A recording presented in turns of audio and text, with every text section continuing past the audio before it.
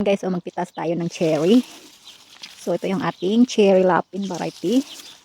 Ganyan yung kanyang bunga. Ayan oh. So ayan. Sarap. Mm.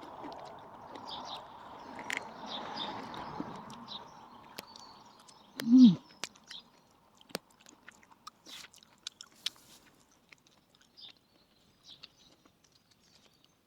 Ayan guys, pitasin natin.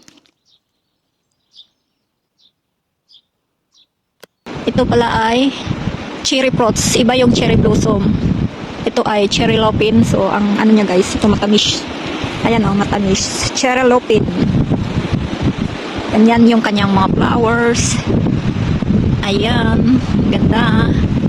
Hindi ko pa naitanim sa lupa. Nasapat pa siya. Ayan.